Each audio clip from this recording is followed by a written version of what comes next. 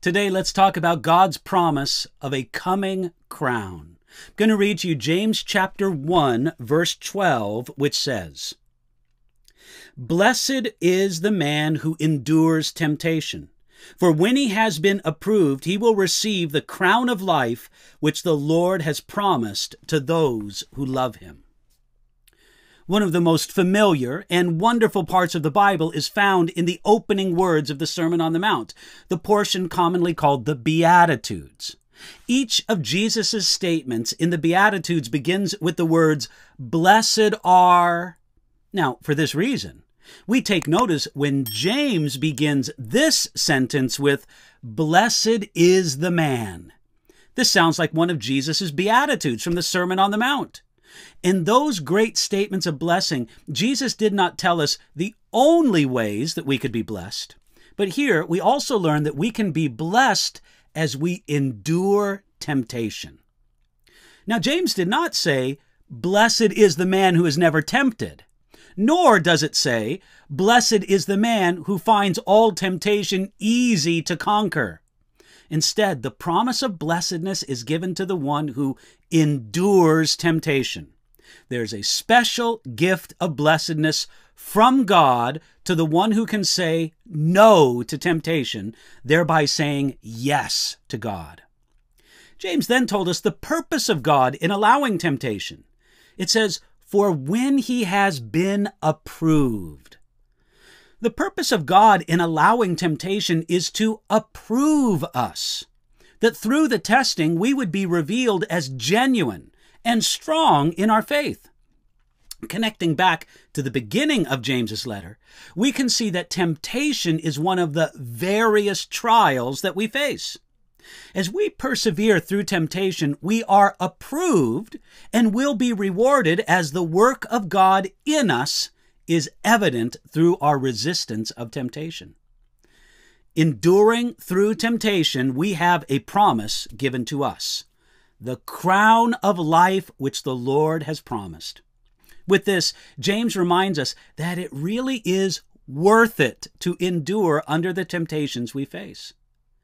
The idea of our coming crown is amazing, almost more than we can take in. I liked what Charles Spurgeon, that great preacher of Victorian England, said about our coming crown. He said this, quote, "There is a crown for me. Does it make you laugh? I seldom think of it without beginning to laugh. Shall you and I wear crowns? Shall it ever be that our poor limpings will yet win the race, that our staggering struggles will yet overcome, and that we shall be crowned? Oh, you dear Christian people that live in poverty and obscurity, I have a reverence for your heads, which are already anointed with grace, for your heads that are yet to be crowned with glory. You run, often run better than the greatest and most observed of your fellow Christians, and you shall not miss your reward. There is a crown laid up, not only for Paul, but for all of them that love our Lord's appearing.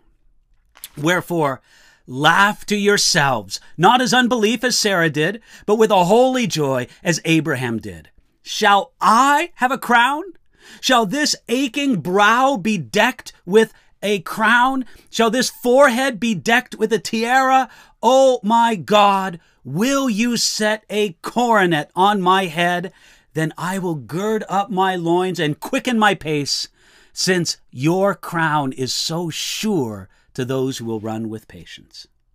Friends, what a beautiful statement that is. We can laugh, not in unbelief, but in expectant joy. There is a crown for us, for, as James says, to those who love him. You know, that describes the motive for resisting temptation. We do it because of love for God. The passions of sinful temptation can only really be overcome by a greater passion, a passion for the honor and glory and relationship with God. Friends, some people resist temptation because of the fear of man. The thief suddenly becomes honest when he sees a policeman. The man or woman controls their lusts because they couldn't bear to be found out and thus embarrassed or humiliated. Other people resist the temptation to one sin because of the power of another sin. The greedy miser gives up partying because he doesn't want to spend the money. But the best motive for resisting temptation is to love Him. To love God with greater power and greater passion than your love for sin.